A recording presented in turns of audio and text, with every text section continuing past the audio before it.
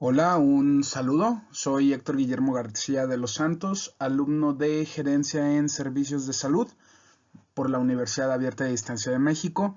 Vamos ahorita a llevar a cabo la asignación a cargo del docente para la materia de Contexto Socioeconómico de México. En este trabajo veremos la evolución histórica del sistema de salud mexicano, los fenómenos de neoliberalismo y globalización en México y finalmente terminaremos con una reflexión de la importancia de conocer el contexto socioeconómico de México. Así que comencemos. Eh, Primeramente, pues bueno, es importante hacer esta reflexión porque necesitamos conocer la verdad histórica y económica del país, junto con sus causas y consecuencias. Necesitamos verificar el contexto de los hechos, saber quién, cómo, dónde y el porqué de las cosas, además de identificar los hechos cercanos o lejanos que pudieran estar involucrados, así como la situación económica y los movimientos sociales, situación epidemiológica y las relaciones que pudiera haber con otros eventos. Es importante destacar los conceptos de cambio estructural, en donde pues resalta que un cambio estructural es un cambio planeado que generalmente se asocia a la expedición de leyes, reformas o decretos que cambian la organización en la que funciona un sistema. Estos cambios son de manera ordenada y suelen perdurar. Por otro lado, un cambio coyuntural es un cambio de manera súbita que generalmente a través de un evento agudo o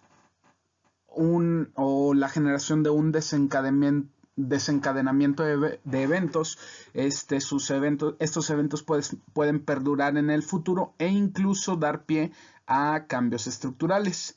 Así que, pues bueno, vamos a proceder a verificar los cambios en las políticas económicas que afectan al... Primeramente vamos a empezar con la primera parte de este trabajo, que es la evolución histórica del sistema de salud en México. Desde un inicio, el gobierno del general Antonio López de Santa Anna crea el Consejo Superior de Salubridad, que es el primer referente en la historia del país de la institucionalización de la salud. Este Consejo Superior de Salubridad se encargó de la vacunación antivariolosa, medidas de higiene público y el combate de las epidemias. Desgraciadamente, la inestabilidad política impide su adecuado funcionamiento hasta 1879, que es cuando se reforma el reglamento para ampliar las funciones de este Consejo Superior de Salubridad. En 1885, el doctor Eduardo Liceaga asume la dirección de este organismo y se crean obras como el Hospital General de México. Es importante destacar que los servicios de salud se encuentran concentrados en la Ciudad de México y no había un sistema de salubridad que abarcara todo el país. La Revolución Mexicana por sí misma causa estragos.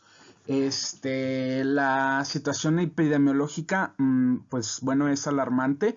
Hubo brotes de enfermedades infecciosas que incluso estas enfermedades ocasionaron más muertes que el mismo conflicto armado. La enfermedad era una situación común para la población. Por ejemplo, había epidemia de tifo por la escasez de agua.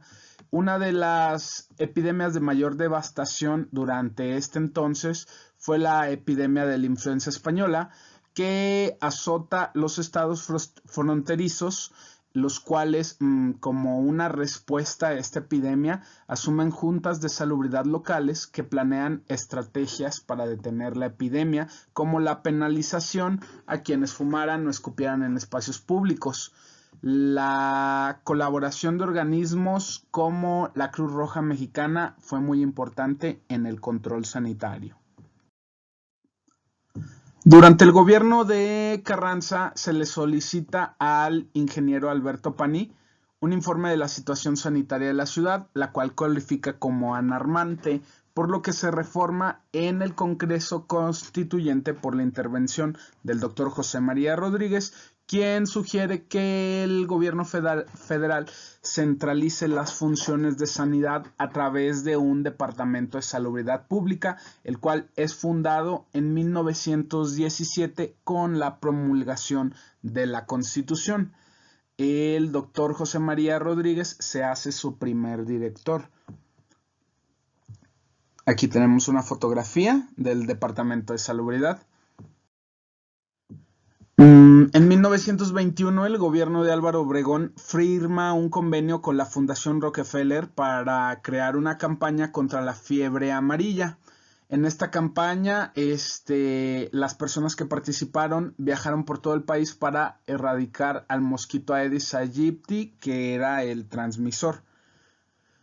Para 1923 se considera erradicada la enfermedad. Una vez realizado este logro, se inicia el combate a la uncinariasis a través de unidades sanitarias, siendo la primera unidad en Minatitlán, Veracruz. Este modelo de unidades sanitarias es copiado por el Departamento de Salubridad Pública.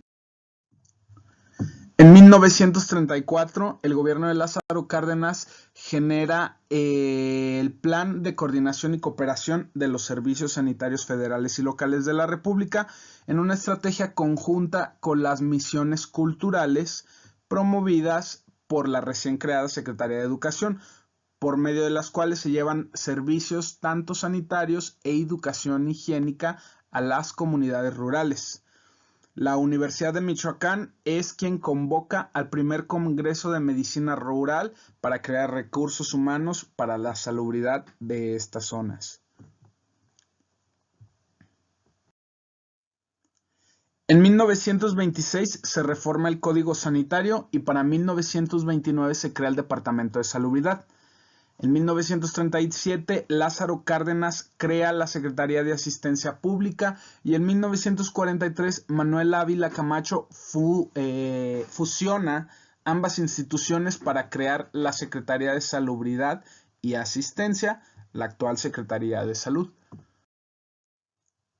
En 1943, Ávila Camacho decreta la Ley de Seguridad Social, por la que también se crea infraestructura que daría los servicios sanitarios que se requerían a la población, además de incluir clínicas, hospitales, centros vacacionales y unidades multifamiliares.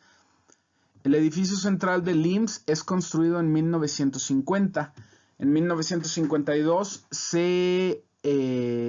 se crea el Hospital La Raza y en el 61 el Centro Médico Nacional, actualmente Centro Médico Nacional Siglo XXI. Otras obras de infraestructura hospitalaria incluyeron la construcción del Hospital Infantil de México en 1943, que fue el preámbulo de los institutos nacionales. En 1944 se agrega el Instituto Nacional de Cardiología y el Hospital de Enfermedades de la Nutrición. En 1959 es creado el Instituto de Seguridad y Servicios Sociales para los Trabajadores del Estado, el ISSSTE, con su clínica base, el Centro Hospitalario 20 de Noviembre.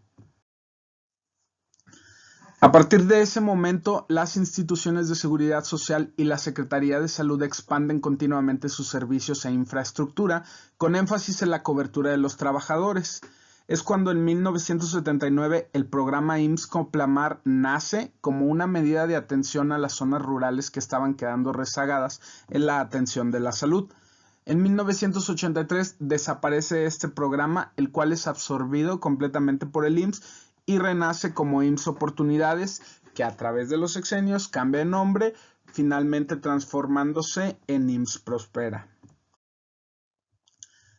Con la introducción de las políticas neoliberales al país, inicia un proceso de descentralización de los servicios de salud federales para ser administrados por los estados, por lo cual también disminuye el financiamiento a este subsistema de salud, de manera de que también se sufre un desmantelamiento. En 2000, la Organización Mundial de la Salud le hace la observación a México de que no hay cobertura universal en salud, por lo cual se implementa una reforma a la Ley General de Salud para introducir el sistema de protección social en salud en el año 2003, naciendo con este el Seguro Popular como medio de financiamiento y capitalización de las secretarías y servicios de salud de los estados para las poblaciones que no contaran con seguridad social de algún otro tipo. Para la segunda parte vamos a ver el impacto y evolución de la globalización en México. Pues bueno, como antecedentes podemos mencionar que a lo largo de la evolución de nuestra historia, nuestro país se ha insertado en la economía de los países vecinos, principalmente Estados Unidos por su poder adquisitivo. Ambas economías se habían estrechado mutuamente a partir de la aplicación de políticas cada vez más neoliberales después de que el Estado desarrollista de Lázaro Cárdenas tuvo que dejarse esa política económica atrás, abriendo la frontera mexicana para realizar el intercambio de productos con otros países y eliminando el modelo de sustitución de importaciones. Ya México se había insertado al Acuerdo General sobre Aranceles Aduaneros y Comercio, mejor conocido como GATT, en 1986 durante el gobierno de Miguel de la Madrid, como una manera de cambiar esta política del Estado desarrollista y la sustitución de importaciones implementadas desde Lázaro Cárdenas, que en el contexto internacional de ese entonces, pues bueno, las políticas poco a poco estaban debilitando la economía nacional, por lo cual, pues bueno, era urgente cambiar el modelo económico del país. Es cuando entra el gobierno de Lázaro Cárdenas, donde se hace sumamente evidente el cambio del sistema económico del país, donde se adopta el sistema neoliberal, el cual pues bueno ya se encontraba vigente en las economías de primer mundo. Y con este sistema neoliberal comienza el desmantelamiento y privatización de los bienes y las instituciones del Estado.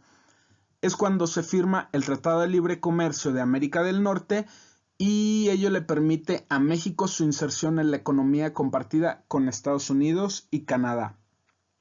La firma de este tratado significó la primera ola de globalización en México. El neoliberalismo es una corriente económica de corte capitalista donde predominan las ideas donde el Estado no debería intervenir en las relaciones comerciales. ¿Y cómo se va a lograr esto? Pues bueno, a través de la desregulación, la reducción del gasto público y la privatización de las empresas públicas, dejando libre la economía según las necesidades del mercado e inclinándose a favor de la iniciativa privada a través de los consumidores y los empresarios.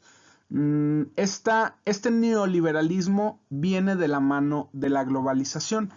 La globalización es un fenómeno que sucede a nivel mundial donde la economía, la tecnología, los fenómenos sociales y las empresas de una región pueden intervenir en alguna otra a una escala global. Se basa en la apertura de los mercados, por lo cual viene fuertemente apoyada del neoliberalismo, además de la fusión entre empresas que generan transnacionales, lo cual hace supuestamente más eficiente el mercado, mejora la comunicación y cooperación entre las regiones e incluso impulsa la ciencia. Como efectos contraproducentes de la globalización, destacan el mercantilismo de las empresas, las cuales pueden tomar conductas irresponsables hacia la población, aumentan los desequilibrios económicos, sociales y territoriales y pueden afectar negativamente la calidad de vida de las personas. El neoliberalismo y globalización van de la mano desde su introducción en el modelo económico del país en el gobierno salinista. Desgraciadamente, la introducción de esta política en el país ha aumentado la brecha social entre los diferentes grupos socioeconómicos que nos conforman. Como beneficios podemos observar que hay una mayor cantidad de productos en el país, mayor cantidad de tecnología y una tasa de desempleo menor, pero con salarios bajos, lo cual ha contribuido a aumentar la pobreza. Necesitamos evaluar si realmente esta corriente económica beneficia al país o se requiere una opción más actualizada a las necesidades de hoy. Por último, vamos a pasar a la importancia de la asignatura de contexto socioeconómico en mi vida. Pues bueno, comprender el contexto socioeconómico del país y la evolución de la historia, sus causas y consecuencias y la manera en cómo estos crearon movimientos sociales que fueron dando forma al Estado, nos permite entender el porqué del origen de las instituciones, nuestras leyes y la articulación de los recursos públicos con los que cuenta el país. Dentro de la práctica profesional, esto resulta muy importante ya que las decisiones que tomemos como gerentes de servicios de salud nos permitirá tomar en cuenta los enfoques y las causas por las cuales debemos actuar hacia un objetivo dirigido, además de conocer las estrategias que anteriormente ya han sido implementadas y con ello aprender del pasado para no repetir los errores o validar los aciertos que pudieran ser vigentes nuevamente. Bueno, y con esta última parte termino mi presentación. No me queda nada más que agradecer a la profesora Marta Guerrero Mills por las atenciones brindadas y por permitir el aprendizaje dentro de este curso. Muchas gracias. Por último, dejo las referencias para que tomen nota de dónde se obtuvo la información. Gracias y así termina mi presentación.